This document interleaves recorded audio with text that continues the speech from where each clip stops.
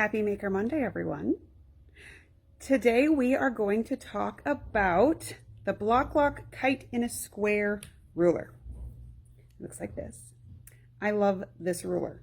The reason I love this ruler is if you've ever tried to make a kite in a square block, you know that there's a couple of ways to get there. You can foundation piece it, paper piece it, or you can use templates. Templates make me a little crazy. I hate tracing them out, cutting them out, sewing them together and hoping they line up just straight. Kite in a square is one of those shapes that I've never enjoyed making until I found these rulers. And I want to show you this quilt. This is a quilt that I used a kite in a square ruler to make. This is the Flight Quilt. This is a pattern by Karen Montgomery. It uses a circular shape block in the middle. I sold the last one of these kits yesterday, in fact. I do still have the fabric to make the middle of the quilt. I just don't have the border print. So I think I'm going to make up some more kits that are just the middle of the quilt without the border, because I know once you guys see this quilt, you're going to want to make it. But the point of today's commentary on this quilt is this element right here. So see this shape? It's crazy making to make this shape. And I have made this shape, I don't know, 40 times, I think, maybe in this quilt. And getting this accuracy, I mean, getting that kind of point tip on a kite in a square is not the easiest thing I've ever done in my life. However, this quilt block did not take long to make because of two things. One, the way this fabric is printed, and two, the way my 4-inch block lock kite in a square trimmer ruler works. So I am going to give you a quick rundown on how to use a kite in a square and give you some tips and tricks and things that I like to do to get the best results. And then I'm going to show you a block that I'm working on today. All right, so let's get our camera set up so you can see what I'm talking about. All right, so here's the element that I'm going to make. I've already made this one up. You'll notice a couple of things about this block. One, you've got a kite shape. Then you have these sort of half rectangle shapes. Getting these angles just right is challenging by itself, but getting this perfect 1/4 inch point from the end of your tip to the end of your block is almost impossible, and still having a nice square shape.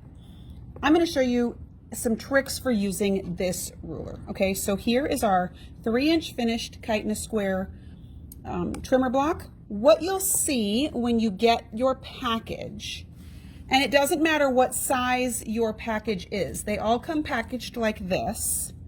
There are 3 shapes in here. There is the trimmer, which is a square. There is the kite, which is a kite shape. I'm going to try to put this on a fabric where you can see them.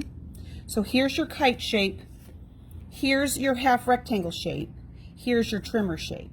So we call these a set because they are a ruler or a trimmer set.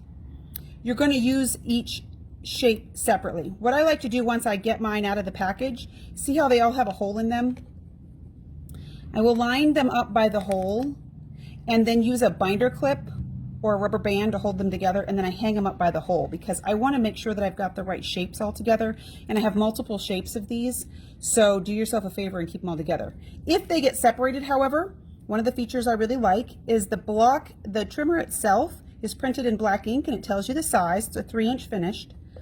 The other pieces, the kite and the half rectangle shape, are etched.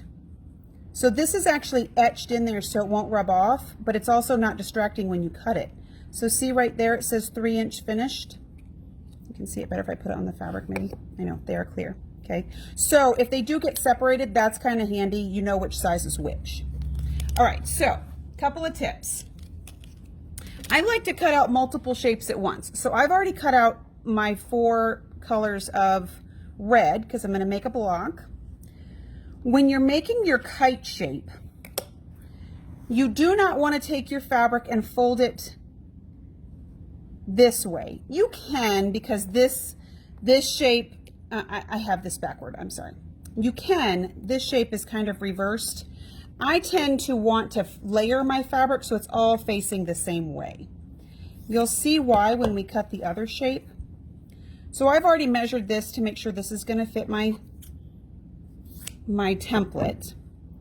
And then I stack my fabric to all go the same way.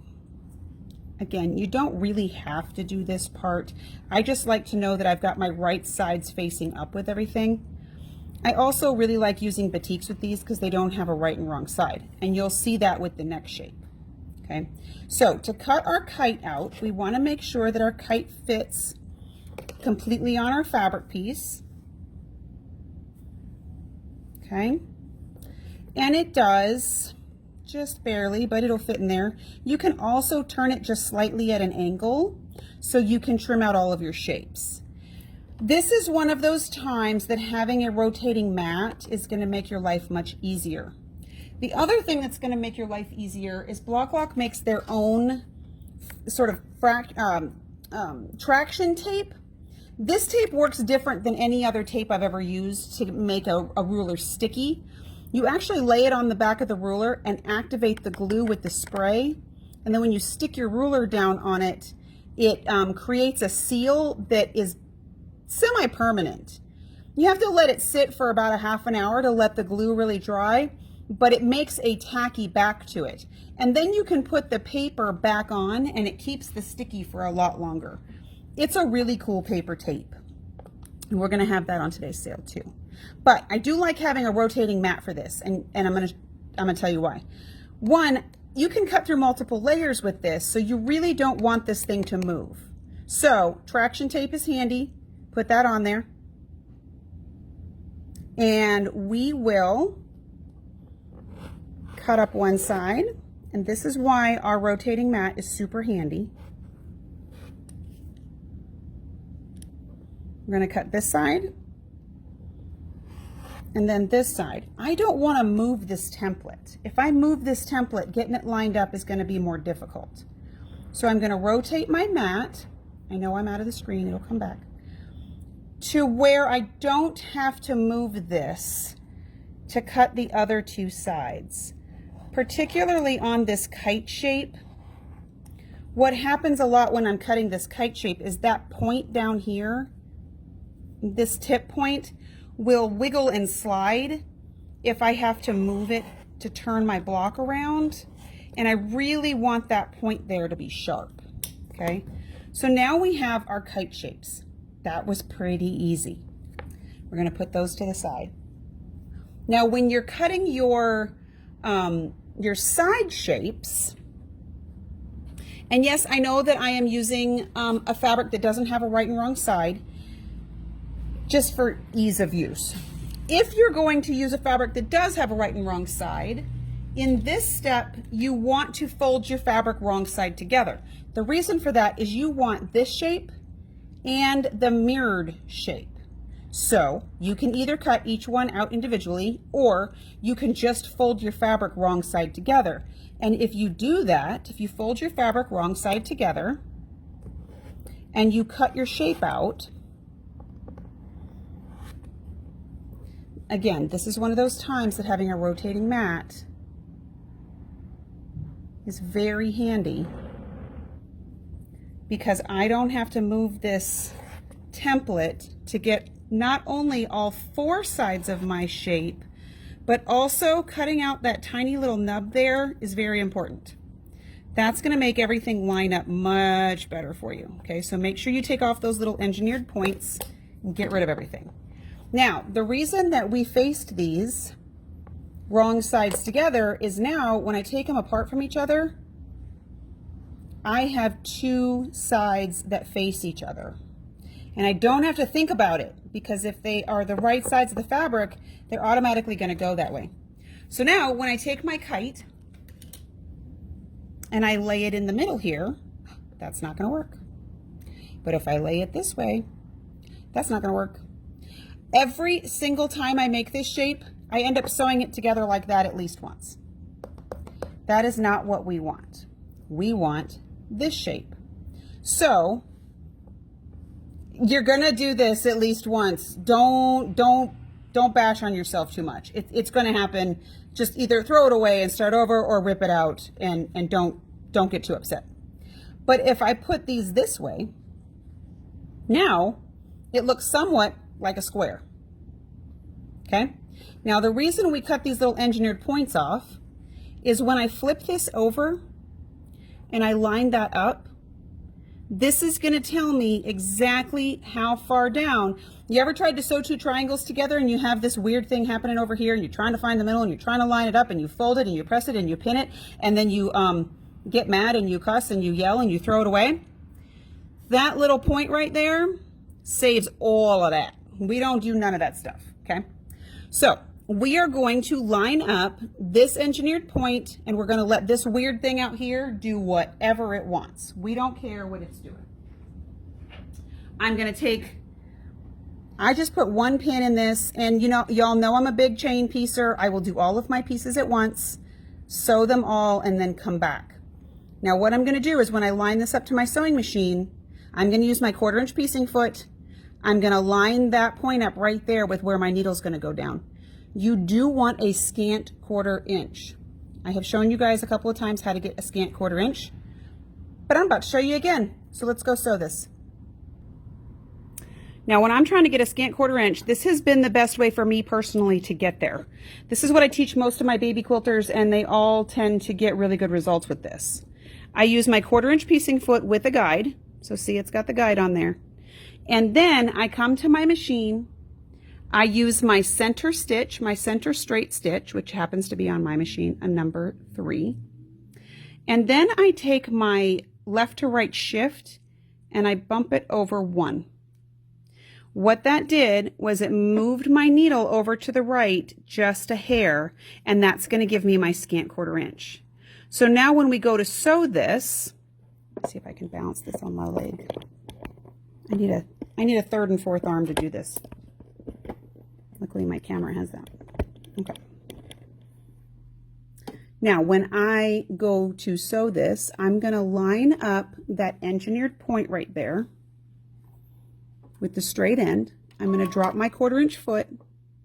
Now in theory, when I put my needle down, it should go right there in that point.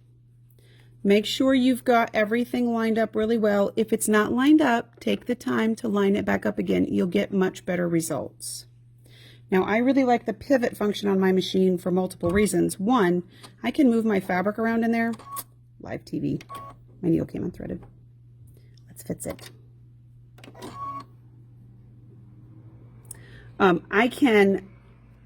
I forgot what I was saying. Oh well. I can move that around and get my space exactly where I want it. And when I have my pivot on, I can chain piece all of these things. Now, when I drop my needle, I want my needle to go right down on that point. And I'm going to stitch all the way off the end of this piece.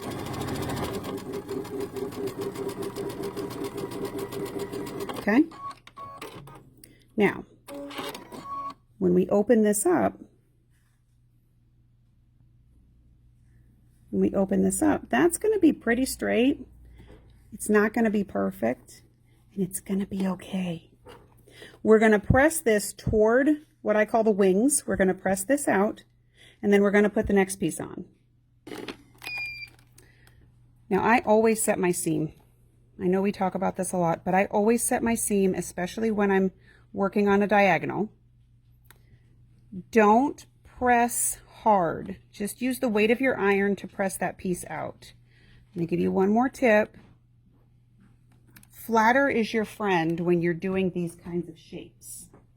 The reason I like flatter on this is 1, you're sewing bias, and 2, you're wanting these to flip out and be really flat. When you hit that with just a touch of flatter, everything lays nice and square. Now we're going to take the other side of our other wing that we cut, and we're going to line this up on this side. Remember that you want basically a square. If you don't have a square, you have some weird kite shape. That's not what you want to go for. Line up your engineered corner again on this side. Sew your 1/4 inch seam allowance. And then we're going to come back and press her again. So now I've got my other wing sewn on. We've got our 1/4 inch seam allowance. A couple things I want you to notice. The stitching goes right off that engineered point. and it also crisscrosses right there where the previous wing was. Set your seam again, press it out,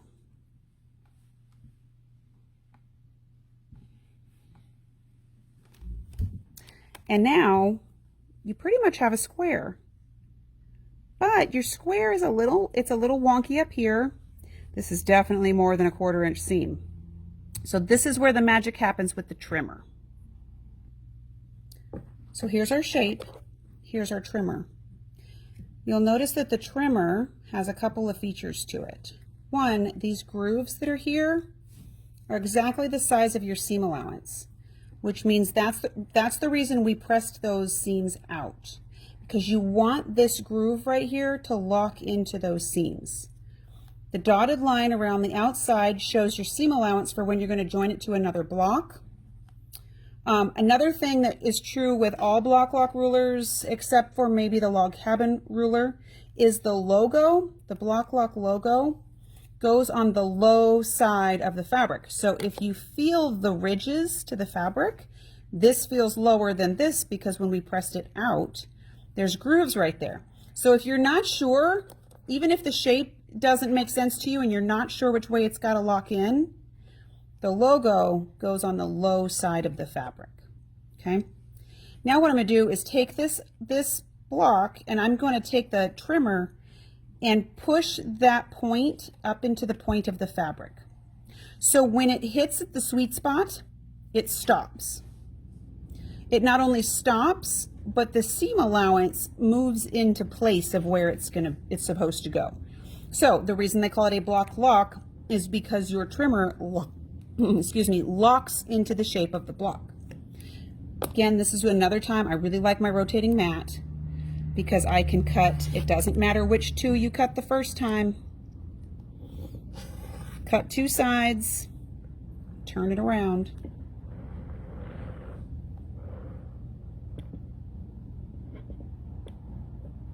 And cut your other two sides.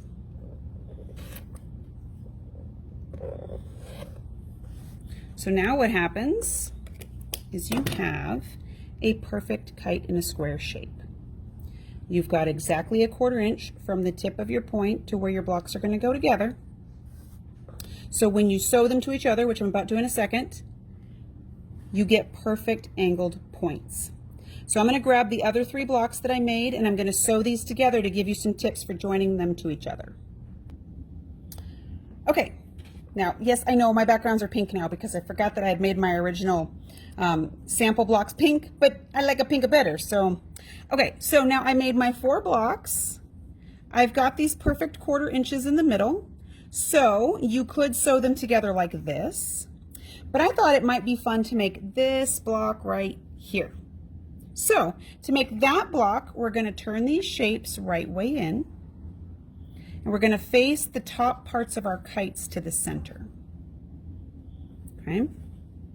Now you make this really cool sort of star block. When I'm sewing these together, I'm going to join them just like a regular block. A couple things I want to pay attention to is that my seams are the same space. Okay.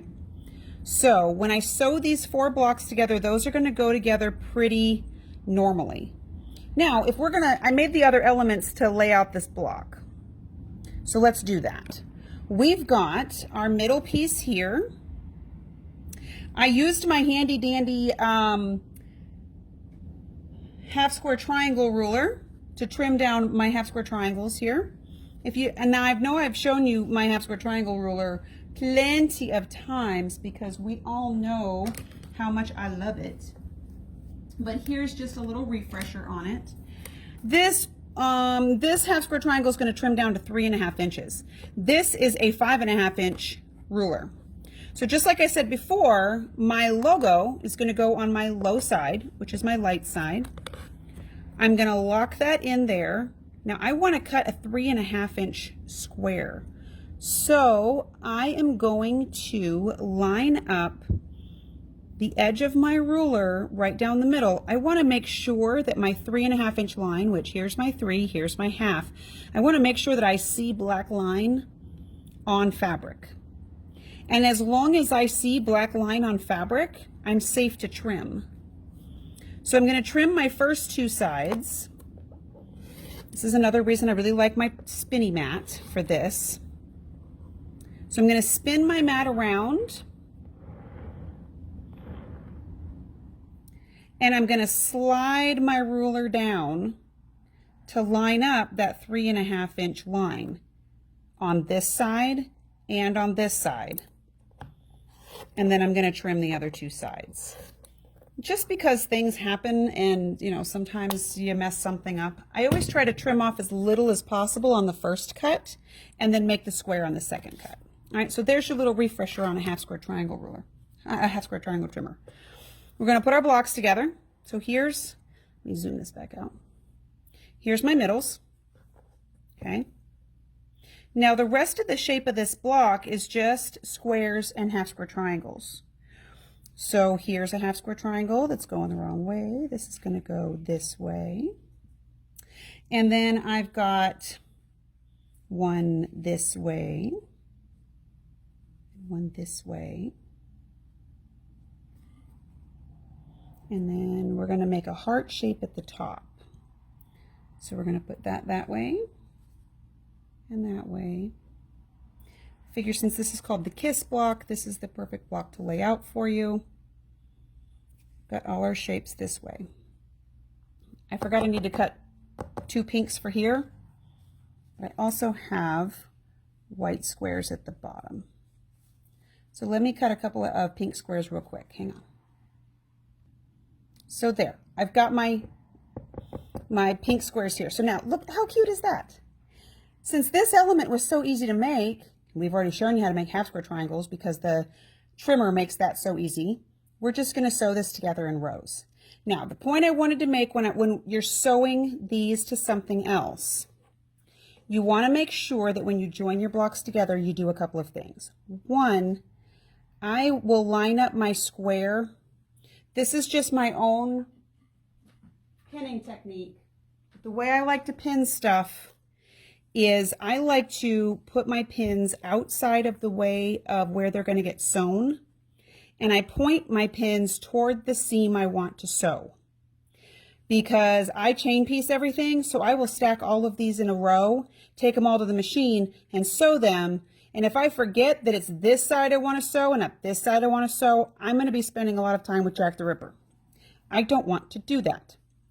The next thing I want to pay attention to is when I'm sewing this point here, from where these points intersect is the no-fly zone. I do not want to get even a hair's width inside this point, or I'm going to lose that pleasing point to my kite. So let me give you a tip real quick at the sewing machine to show you how to not lose that. So when I come to my machine, remember we talked about the 1/4 inch foot, the scant needle movement over to the right. I'm going to pay attention to that sort of weird X shape that's happening right there. I want my needle to come down somewhere between this point and this stitch. That's the sweet spot. I know that is oddly specific, but there's a reason. So I'm going to drop my foot. I'm going to line up my 1/4 inch seam guide. And as I'm sewing this, I'm going to pay very close attention to the needle going down just like 1 thread's width to the right of that that crossing point of those threads. So even if you have to maneuver it a little bit to make your needle go around that section, do it. Like you won't notice it once you press it, but you will notice it if you chop that point off. So I'll sew my seam allowance. Now again, I like to stack my whole block and chain piece everything, but we're not going to make you watch that. Now, when we press this, you're going to see how pleasing that point is. So see how my threads went just barely to the right of that X? Watch how this works out. So now when I take my pins, and again, I always like to set my seam. When I press this open, a couple of things I'm not going to do. I'm not going to pull on my block and distort my shape. but I am going to use the weight of my iron to press that flat. And now look at how perfect our little point is there. So just that little trick of sewing just that side of where your seam connects, you will never chop your point off. Okay? All right, now let's talk products. Okay, now I just want to show, I made one of the corners of the little heart. Look at that point. Look at how nice and sharp that point is. Everything lines up really nicely. The patchwork itself, everything goes together so smoothly. I am not a fan of trimming down whole blocks. Once you've made a big 12-inch block, trimming it down, because inevitably you're going to lose these points. However, I am a big fan of trimming down the elements to be perfect.